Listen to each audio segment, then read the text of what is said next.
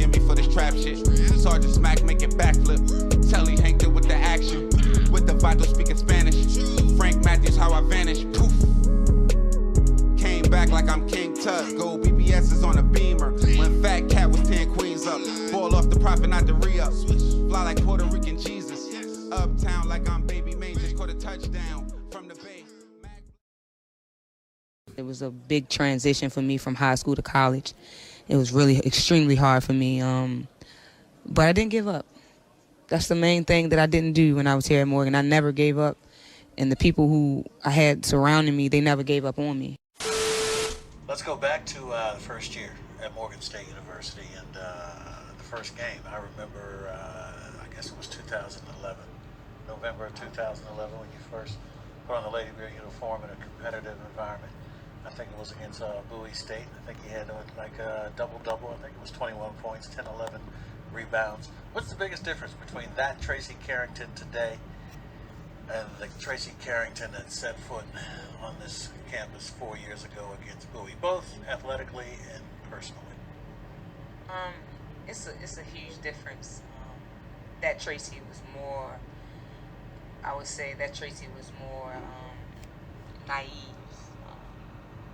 A little bit more not attentive to what's going on around me. I didn't really understand it. I just wanted to play.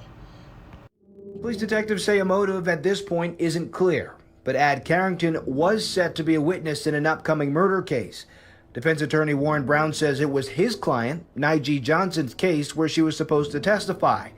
Nyghee and his brother, 29-year-old Norwood, are charged in an April double homicide in Towson. Jury deliberated this morning and much of the afternoon, and in the end, they found Norwood Johnson Jr. and his brother, Nyghee Johnson, guilty of the most serious crime here, second-degree felony murder. However, the two men were found not guilty on firearms charges, which stunned their attorneys, considering that they were accused of shooting their victims. Now, some backstory here.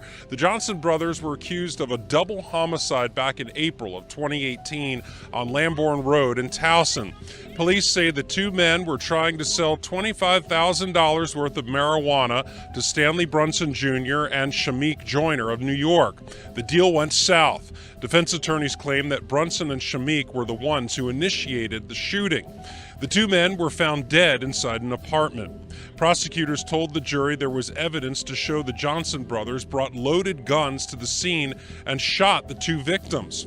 A jury found the Johnson brothers guilty of drug charges and second-degree felony murder, but not guilty of several firearms charges, leaving their attorneys scratching their heads. The fact that they found them guilty of the murders but not guilty of using a handgun to commit the offenses left us, wondering how that could be. Inconsistent verdicts are usually just the opposite. However, that's when he finds you not guilty of the murder, but maybe guilty of using a handgun in the commission of a murder. Now, a sentencing hearing for the Johnson brothers is set to be scheduled within the next couple of days. What's interesting here is their attorney tells me that the two men are not facing any mandatory minimum time because they were found not guilty in those handgun charges. We're live in Towson tonight. I'm Lowell Melser, WBA. But Brown says the two were at home on house arrest, leaving investigators puzzled on Carrington's killing. We don't have any reason to believe now that she was murdered because she was a witness in that case. Of course, that could change at some point as the investigation goes, but there are multiple avenues of this investigation going on, so we really can't say that that is why she was targeted.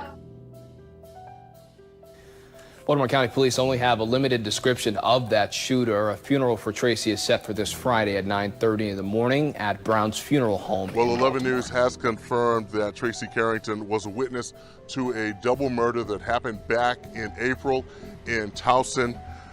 A defense attorney calls her a critical part of that murder case. The two suspects in the case are out on bail. Is there a connection? Well, that and all other possibilities are under investigation.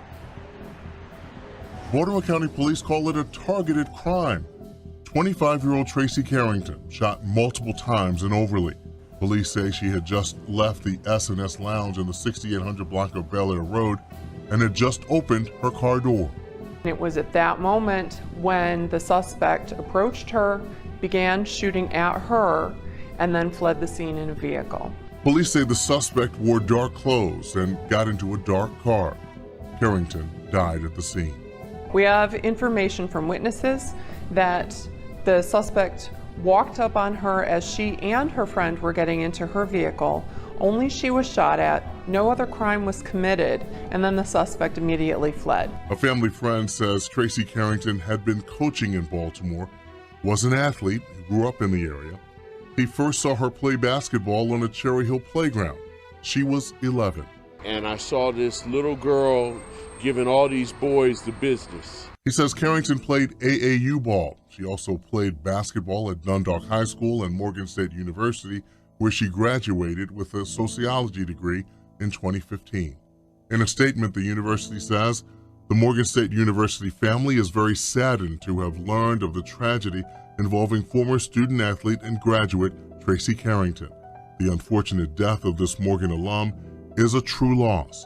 We extend our condolences to Tracy's family and friends, along with our hope that those responsible for her death are brought swiftly to justice. Tracy embodied so much of what is beautiful about Baltimore. She was a person who really cared about other people. She was a person who was determined to make the best of her circumstance, and she was a person who had every talent to be the best and to excel in whatever she went on to pursue. Tracy Carrington also worked as a long-term middle school substitute teacher for Baltimore County Schools. That was from October 2017 until June of this year. Reporting live from Overlea, Barry Sims, WBAL-TV 11 News.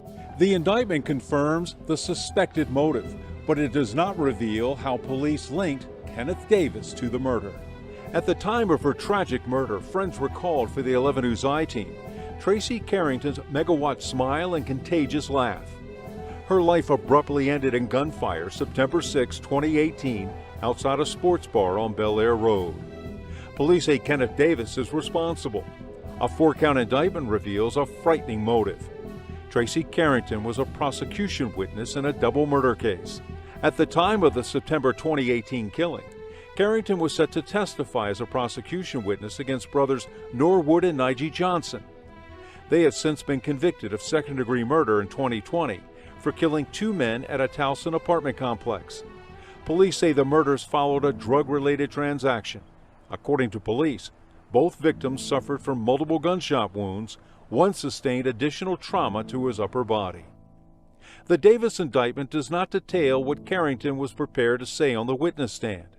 Court papers also do not reveal how police linked Davis to her murder.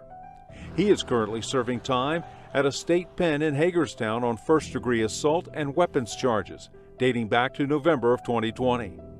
On Thursday, the district court in Towson postponed his bail review in the Carrington case because arrangements were not made for a virtual appearance.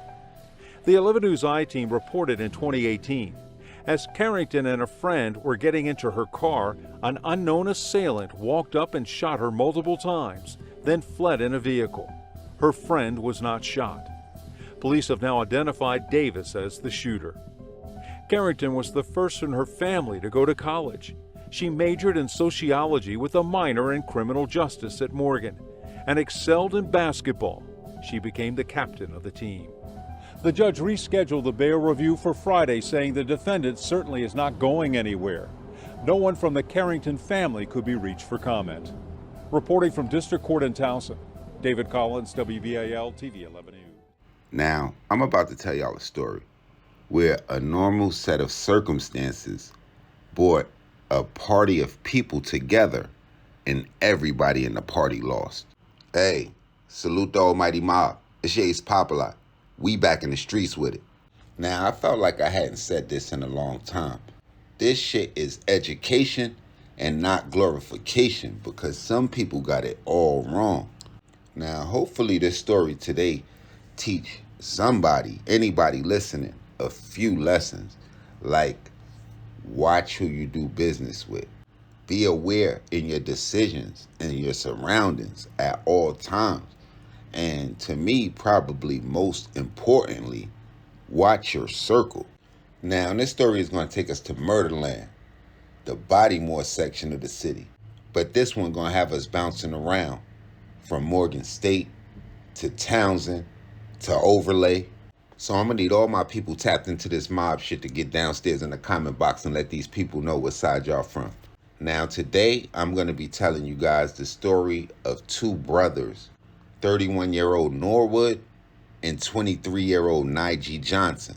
But in telling you the story of those two, it's almost like I'm going to be forced to tell you guys the story of former Morgan State star basketball player Tracy Carrington, who just by being at the wrong place at the wrong time in April of 2018 would result in her being targeted for death just 5 months later in September of that same year. Now, another important person in the story, and the person that will bring all parties together, would be a person by the name of Gene Just. Now, according to court transcripts, Gene Just had been staying in Townsend, Maryland as of early 2018, rooming with another guy by the name of Jeremy Johnson, with marijuana being his primary source of income. Now, in April of that year, Just will receive a call from an acquaintance that he had known for several years by the name of Stanley Brunson. Brunson had been inquiring about purchasing 21 pounds of marijuana. Now, according to court documents, to obtain that marijuana, Just would reach out to a man that he had known as Baltimore Yo, or Knuckles, along with another gentleman, Little Bro Yo, both of which he had met at a bar in Fells Point. Baltimore Yo and Little Bro Yo would end up being Norwood and Nyghee Johnson. Just would exchange communication between the two brothers on April 6th, 7th, and 8th of 2018, where they would agree to a final price of $25,000 for the 21 pounds of marijuana, with the deal set to take place on April 8th, 2018. Brunson would arrive at the apartment building at around 11 a.m. along with a friend by the name of Shamik Joyner. Now, cell tower location data would show that on the morning of April 8, 2018, phones belonging to the two brothers, Norwood and Nyghee Johnson, would travel together in the direction of Just's apartment. At around 11:05 a.m., the older brother, Norwood, or Knuckles, would send a text to Just with the words traffic. Now, the message will also include a picture that was taken from the interior of a car that would show slow-moving traffic on Interstate 695. Surveillance footage will also show a black BMW with two men that would enter the parking garage of an apartment building at approximately 11:21 a.m. with the license plate of the BMW being registered to Norwood Johnson.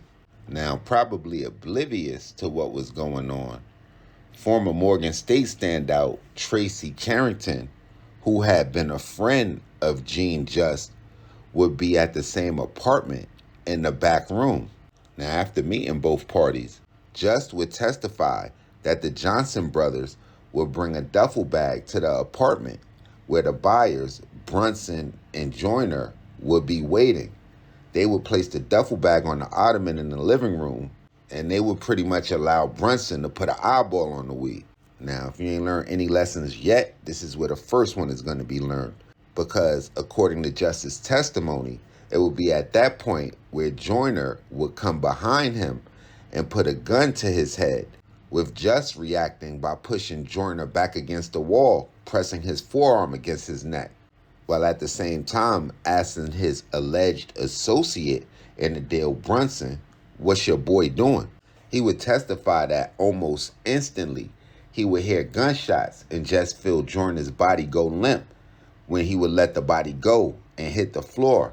And as he would look into the living room, he would see Brunson's body making a jerking motion as a result of being shot. He would testify that he would just close his eyes until he heard the apartment door shut. And when he opened his eyes again, the two brothers, along with the duffel bag of marijuana, would be gone. Surveillance footage would catch Norwood Johnson's BMW fleeing the parking lot at about 11:30 a.m. Now, after the sellers would flee, Just would explain how he would run to the back room to grab his friend, Tracy Carrington, and they would leave the building using emergency stairs. The very next day, maintenance workers would find the bodies of Brunson and Joyner and report it to authorities, where on April 12, 2018, 4 days after the killings, detectives would locate the black BMW registered to Norwood Johnson that was parked on Elton Avenue in East Baltimore County, eventually arresting the brothers while also finding over 120 pounds of marijuana. Now, just doing the act that some of us do every day, just visiting her friend, would put a target on Tracy Carrington's back, and she would end up dead less than 5 months from that botched drug deal. The government wouldn't even need the testimony of Tracy Carrington, as they would convict the two Johnson brothers of the murders, sentencing both of them to 40 years in 2020. But things would get even worse for them in 2023 when authorities would somehow connect them to the 2018 murder of Tracy Carrington. Now, I know that kind of was a lot to process, but if y'all just happen to miss the lessons, one, be careful who you selling weed to, man. You barely can sell weed to a nigga you know in the hood without that nigga trying to take you off. Let alone you meeting a nigga at Walmart or at 7-Eleven and think it's going to be a fair and square deal. Nigga, is you crazy?